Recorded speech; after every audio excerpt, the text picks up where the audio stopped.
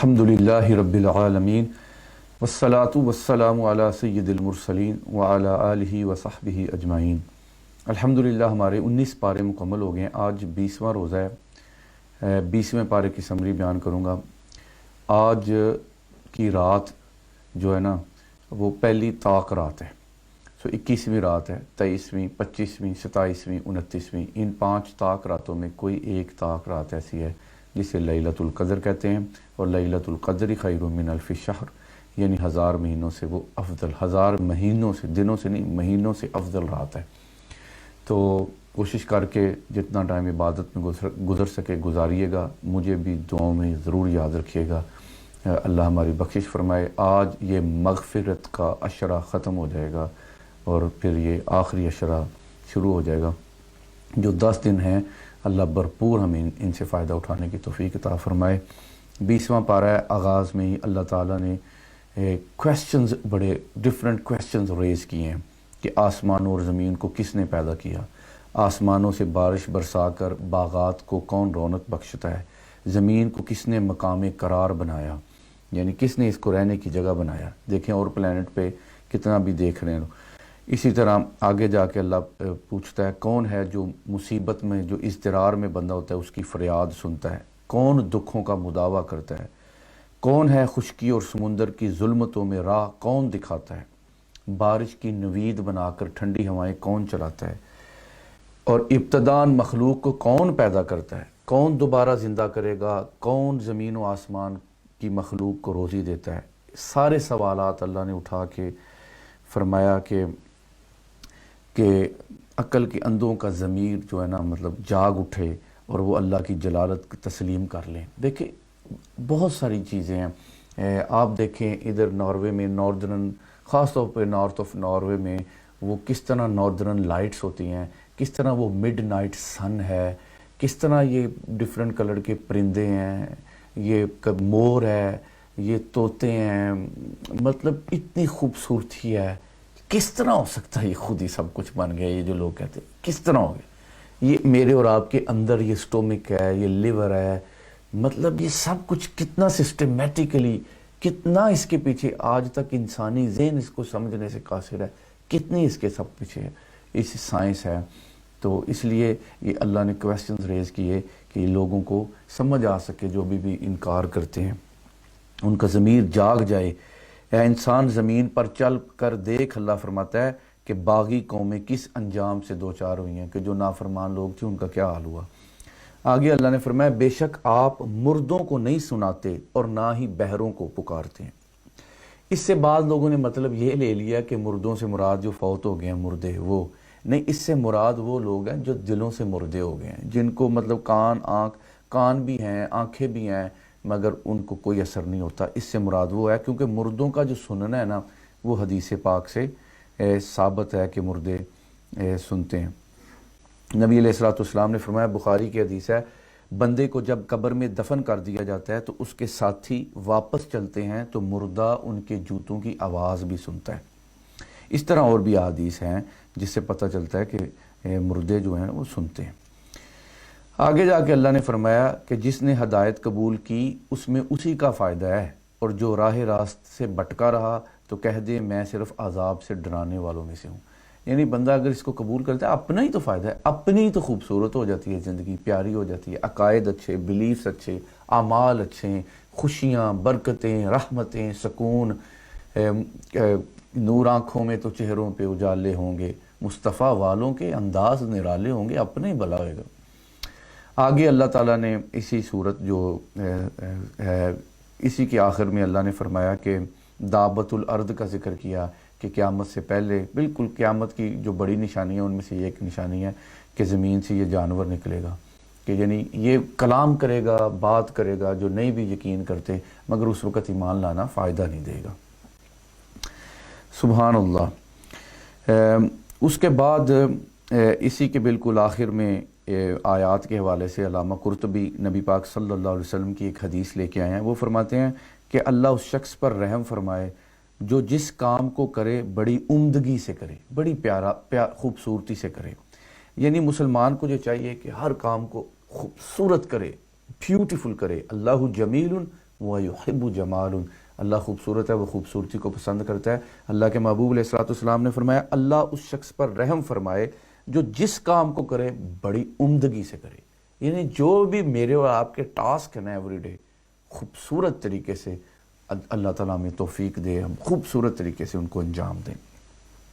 سورہ القصص شروع ہوتی ہے قرآن پاک کی، یہ 28 نمبر سورہ ہے، جب نازل ہوئی 48 تھی۔ اس میں جو سورہ القصص ہے اس کا سمجھ لیں ابتدائی آدھا حصہ حضرت موسیٰ علیہ السلام کی ولادت سے لے کر ان کو رسول بنائے جانے تک کے واقعات کی پوری تفصیل ہے۔ اس قدر تفصیل قرآن کے نزول سے پہلے کسی کو بھی علم نہیں تھا کہ جتنی تفصیل حضرت سیدنا موسیٰ علیہ السلام کی بیان کی گئی ہے۔ مختصر سا میں آپ کے سامنے گزروں گا۔ حضرت سیدنا موسیٰ علیہ السلام اور فرعون کا ذکر ہے کہ موسیٰ علیہ السلام کو کس طرح تدبیر سے فرعون کے دربار میں وہ پہنچ گئے، بنی اسرائیل کے بیٹوں کو قتل کرنے کا حکم تھا، کس طرح اللہ تعالیٰ نے موسیٰ علیہ السلام کی والدہ کے دل میں خیال ڈالا، انہوں نے وہ ایک تختے پہ موسیٰ علیہ السلام کو رکھ دیا، چھوڑ دیا، کس طرح وہ موسیٰ اپنا فرعون کی جو بیوی تھی آسیہ، وہ نبی علیہ السلام نے انسانی تاریخ کی 4 بڑی خواتین میں فرعون کی زوجہ آسیہ کا ذکر کیا، تو کس طرح آسیہ کو وہ موسیٰ علیہ السلام ملے اور ان کو پیارے لگے اور انہوں نے کہا کہ ہمیں اسے گھر لے جاتے ہیں، یہ میری اور آپ کی آنکھ کی ٹھنڈک ہوں گے، ہمیں نفع پہنچائیں گے، ہم انہیں بیٹا بنا لیتے ہیں۔ اللہ اکبر۔ تو حالانکہ جب موسیٰ علیہ السلام کی والدہ نے وہ رکھا تو ان کا دل بڑا بیٹے کی محبت کی وجہ سے یعنی بڑا اضطراب میں تھا، تو اللہ تعالیٰ نے ان کے دل کو حوصلہ دیا، دل پہ سکینت اتاری، اور پھر کس طرح موسیٰ علیہ السلام فرعون کے دربار میں جب پہنچے دودھ بھی اپنی ماں کا پیا۔ دیکھیں اللہ تعالیٰ کی قدرت کہ وہ کسی اور کا دودھ نہیں پیتے تھے۔ پھر جو اپنا موسیٰ علیہ السلام کی والدہ تھی ان کی بہن نے ایک اجنبی سی عورت بن کے کہا کہ میں ایک عورت کو جانتی ہوں، اس کا مجھے پتہ ہے، تو ان کو میں بلا لاتی ہوں، اور پھر وہ موسیٰ علیہ السلام کی والدہ کو بلا لائے، تو آخر اپنی ماں کی گود میں آ گئے، ان کی آنکھوں کی ٹھنڈک بن گئے۔ مطلب کس طرح سارا جب اللہ اپنا فضل کرم فرمائے، سبحان اللہ۔ لمبا واقعہ، میں آگے چلتا ہوں کہ جب موسیٰ علیہ السلام پھر اپنی شادی ہوئی، اپنی اہلیہ کو لے کر مصر روانہ ہوئے، سفر کے دوران آگ کی تلاش میں کوہ طور پہ گئے، اللہ سے ہم کلام ہوئے، وہاں آپ کو نبوت ملی، معجزات ملے جن کا پہلے بھی ذکر آ چکا ہے قرآن پاک میں، سبحان اللہ، تفصیل کے ساتھ، یعنی حضرت سیدنا موسیٰ علیہ السلام کی پیدائش سے لے کر ان کی نبوت کو ملنے تک کے واقعہ ہے۔ آگے اس کے پیچھے یہ ہے کہ نبی پاک صلی اللہ علیہ وسلم کے جو مخالفین تھے نا، ان کی نسبت موسیٰ علیہ السلام کے مخالف زیادہ قوت والے، زیادہ سازشی، زیادہ تھے وہ، تو اللہ تعالیٰ نے موسیٰ علیہ السلام کو پھر بھی غالب فرما دیا۔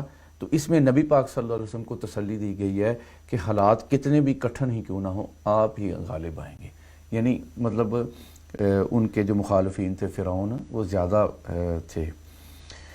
آگے جا کے اللہ تعالیٰ نے پھر مطلب کویسچنز ریز کیے، پھر اپنی قدرت کی، اپنی جلالت کی طرف توجہ دلائی کہ اگر وہ قیامت تک کے لیے مسلسل رات کا سلسلہ جاری رکھے تو تمہارے لیے کون روشنی لے کر آئے گا، اسی طرح اگر اللہ مسلسل دن بنا دے تو رات کو سکون تمہیں کون دے گا، سبحان اللہ۔ پس کیا تم سنتے نہیں، سوچتے نہیں، سمجھتے نہیں؟ کس طرح کے اللہ نے کویسچنز ریز کیے ہیں کہ جو مجھے اور آپ کو۔ پھر آگے جا کے اللہ تعالیٰ نے قارون کا ذکر کیا، یہ موسیٰ علیہ السلام کی قوم کا ایک سرکش بندہ تھا قارون، یہ ایک انتہائی غریب مفلس آدمی تھا، اس کو اللہ تعالیٰ نے دولت دی، اس کے پاس بڑی دولت آ گئی، جب دولت آ گئی تو یہ اترانے لگا، یہ کہنے لگا کہ یہ مال میرے علم کی وجہ سے ہے، اللہ کا شکر نہیں ادا کیا بلکہ اپنے علم پہ اترانے لگا، تو اس کے اوپر عذاب آ گیا، اس کو زمین میں دنسا دیا گیا۔ اس سے ہمیں سبق ملتا ہے، پھر بار بار پیچھے بھی آیا کہ کوئی نعمت ملے کوئی اترانے کی ضرورت نہیں، اللہ کا فضل ہے، اللہ کا کرم ہے، اس پہ اللہ کا شکر ادا کرنے کی ضرورت ہے۔ اللہ نے یہ بھی ذکر کیا کہ جس طرح اللہ نے تم پر احسان کیا تم بھی لوگوں کے ساتھ احسان کرو، کہ اگر اللہ نے ہمارے اوپر کرم فرمایا، فضل فرمایا، ہم بھی اللہ کا وہ فضل کرم جو ہے نا، اللہ نے جو ہمیں کیا، جو نعمتیں دی ہیں ہم اسے شیئر کریں ہم بھی۔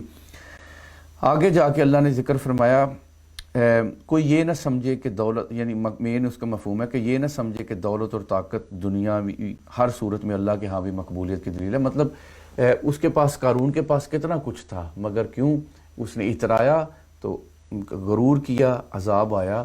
تو اصل میں اللہ فرماتا ہے آخرت کا گھر ہم ان کے لیے مقدر کرتے ہیں جو زمین میں نہ تکبر کرتے ہیں نہ فساد کرتے ہیں۔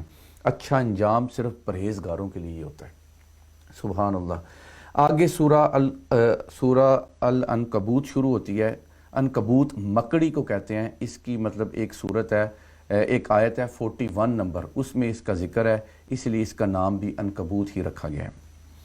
اس میں پھر اس کے آغاز میں اللہ نے متوجہ کیا اس بات پہ کہ قطعی نجات، جو نجات ہے اس کے لیے صرف دعوی ایمان کافی نہیں ہے بلکہ آزمائش بھی ہو سکتی ہے، کہ یعنی بس ایمان لے آئے یہ صرف کافی نہیں ہے، آزمائش بھی ہو سکتی ہے۔ زبان سے کہہ بھی دیا لا الہ تو کیا حاصل، دل و نگاہ ہی مسلمان نہیں تو کچھ بھی نہیں۔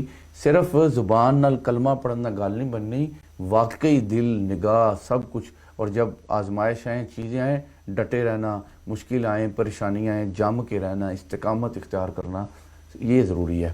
آگے اللہ تعالیٰ نے حکم فرمایا کہ اپنے ماں باپ کے ساتھ نیک سلوک کرو، اور فرمایا گناہ کے کاموں میں ماں باپ کی اطاعت واجب نہیں، یعنی گناہ کے کاموں میں ماں باپ کی اطاعت نہیں ہو سکتی۔ ماں باپ کون جھوٹ بول تو جھوٹ نہیں بولنا، ماں باپ کوئی اور غیر شرعی کام کہیں وہ نہیں ہو سکتا۔ حدیث میں ہے کسی بھی ایسے مسئلے میں مخلوق کی اطاعت لازم نہیں ہے، یعنی جس میں اللہ کی نافرمانی لازم آتی ہو، جس کام میں اللہ کی نافرمانی ہو اس میں مخلوق میں کسی کی اطاعت نہیں ہو سکتی۔ اس لیے ماں باپ کی بھی وہ بات نہیں ہم مان سکتے جو اللہ کی نافرمانی جس میں آئے، جھوٹ بولنا، جیسے میں نے ایک مثال دی ہے۔ آگے اللہ تعالیٰ نے پھر نوح علیہ السلام کی 950 سالہ تبلیغی زندگی اور ان کی قوم کے انکار اور ان پر جو پھر عذاب آیا اس کا ذکر کیا۔ آگے اللہ نے حضرت ابراہیم علیہ السلام اور ان کی قوم کا ذکر کیا، کس طرح ابراہیم علیہ السلام نے انہیں توجہ دلائی کہ بتوں کی پوجا چھوڑو، رب کی عبادت، وحدہ لا شریک، رب کی عبادت کرو، اور انہوں نے مطلب یہ سن کے کہا انہیں قتل کر ڈالو، انہیں جلا ڈالو۔ کس طرح پھر حضرت ابراہیم علیہ السلام کو آگ میں ڈالا گیا۔ اللہ سے بے پناہ محبت کرنے والے حضرت ابراہیم علیہ السلام تھے۔ ایون فرشتہ آیا میری مدد کی ضرورت ہے، فرمایا نہیں میرا رب جانتا ہے میں کس حالت میں ہوں۔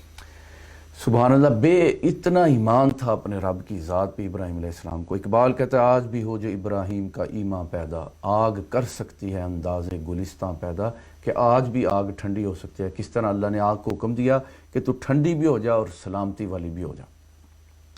آگے اللہ تعالیٰ نے لوط علیہ السلام اور ان کے قوم کا ذکر کیا کہ کس طرح اللہ نے ان کی قوم کے جو برائیوں کو پسند کرنے والی، مطلب ان کی قوم کے اوپر عذاب آیا، ایون ان کی بیوی بھی جو برائیوں کو پسند کرتی تھی اس کو بھی ہلاک کر دیا گیا۔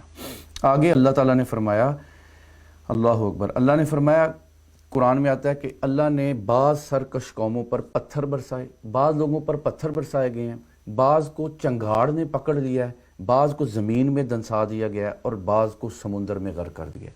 4 مختلف طریقے سے سزا دیا ہے۔ غور کریں، اس میں علامہ امام فخر الدین رازی رحمۃ اللہ تعالیٰ علیہ بڑی خوبصورت اس پہ کلام کیا۔ آپ نے فرمایا دیکھیں انسان 4 چیزوں سے ہی تو بنا ہے، آگ، ہوا، پانی اور مٹی، 4 چیزوں سے انسان بنا ہے، اور ان 4 چیزوں کی وجہ سے اس کا وجود ہے۔ اور جب اللہ تعالیٰ نے عذاب بھیجا ہے نا تو ان چاروں ہی کے ذریعے بھیجا ہے، یعنی آگ سے بھیجا ہے، ہوا سے یعنی چنگاڑ کیا تھی کہ ساؤنڈ ویوز، آواز ہی اتنی تھی، ساؤنڈ ویوز کے لیے کان پھٹنے کو آتے تھے، آگ کے ذریعے، ہوا کے ذریعے، پانی کے وہ فرعونی سارے غرق ہو گئے سمندر میں، اور یہ قارون زمین میں دنسا دیا گیا مٹی میں۔ آگ، ہوا، پانی، مٹی، یہ 4 چیزوں سے انسان بنا ہے، اور اسی وجہ سے انسان کا وجود قائم ہے۔ اور جب اس نے نافرمانی کیا ہے انہی 4 چیزوں کو اللہ نے عذاب کی وجہ بھی بنا دیا ہے۔ اس سے یہ بھی ثابت ہوتا ہے کہ وجود قائم اس کے فضل سے ہیں، اس کے کرم سے ہیں، اس کی رحمت سے ہیں، کوئی چیز نہیں، سارا اس کا فضل ہے، اس کا کرم ہے۔ آگے اللہ نے فرمایا جو لوگ اللہ کو چھوڑ کر باطل معبودوں کو، جھوٹے خداؤں کو اپنا مددگار بناتے ہیں، ان کے عقائد کی اللہ نے مثال دی کہ وہ مکڑی کے جالے جیسی ہے، کہ کیسے مکڑی کا جالا کمزور ہوتا ہے۔ اس پہ پھر میں وہ اقبال کا شعر پڑھوں گا کہ وہ کہتا ہے نا تمہاری تہذیب اپنے خنجر سے آپ ہی خودکشی کرے گی، کہ جو شاخ نازک پہ بنے گا آشیانہ وہ ناپائیدار ہوگا، کہ مطلب جو چھوٹی سی شاخ پہ آپ گھر بنائیں گے تو وہ تو گھر گیری جائے گا، اس کی کوئی وہ چیز نہیں ہوئے گی۔ اللہ تعالیٰ ہمیں سمجھ عطا فرمائے۔ اس پہ آج کے پارے کی سمری مکمل ہوتی ہے۔ اس میں مین آپ نے دیکھا ہے اللہ تعالیٰ نے مختلف کویسچنز ریز کیے ہیں جس کا اللہ کی جلالت، اللہ کی قدرت، اللہ کے کنٹرول کی طرف، اللہ کی وحدانیت کہ کس طرح اس نے یہ سارا نظام بنایا، اس کی طرف آتا ہے۔ یہ کویسچن جو ریز کیے گئے ہیں وہ بہت سارے لوگ جو ایتھیسٹ ہیں، جو اللہ کو نہیں مانتے، یہ ان کے دلوں کو جھنجھوڑنے کے لیے، ان کی ضمیروں کو جھنجھوڑنے کے لیے، انہیں سمجھ آ جائے۔ ہمارے سائنس پڑھنے والے لوگ سب کچھ جانتے ہیں کہ یہ اس طرح ہے، یہ اس طرح ہے، پر جب وہ ادھر ان چیزوں کو دیکھتے ہیں، یہ ان لوگوں کو جھنجھوڑنے کے لیے ہے جو سارا کچھ دیکھ کے بھی پھر بھی اللہ کا انکار کرتے ہیں کہ یہ دیکھو یہ کس نے بنایا، یہ کس نے کیا، یہ کس نے کیا، یہ ان کو جھنجھوڑنے کے لیے۔ اور پھر اس میں یہ بھی ہے کہ اللہ کی نعمت، قارون کو جیسے اللہ نے دولت دی، اللہ کی نعمت، اس پہ اللہ کا شکر ادا کرنا چاہیے، قطعاً کسی چیز پہ اترانا نہیں چاہیے، نہیں تو وہ بھی اللہ کا عذاب بننے کا سبب بن جاتی ہے۔ اور کسی طرح اللہ تعالیٰ نے حضرت موسیٰ علیہ السلام کے پورا تفصیل کے ساتھ واقعہ بیان کیا۔ اللہ کی پاک بارگاہ میں التجا ہے، اللہ ہماری کوشش قبول فرمائے۔ اگین کہوں گا، آج پہلی طاق رات ہے، مجھے بھی دعاؤں میں یاد رکھیے گا، نبی پاک علیہ السلام کی ساری امت کو دعاؤں میں یاد رکھیے گا۔ اللہ ہمارے گناہ معاف فرمائے، اللہ ہماری اس کوشش کو قبول فرمائے۔ 10 پارے رہ گئے ہیں، 10 روزے رہ گئے ہیں، اللہ ہم سب کو مالا مال فرمائے۔ السلام علیکم ورحمۃ اللہ وبرکاتہ۔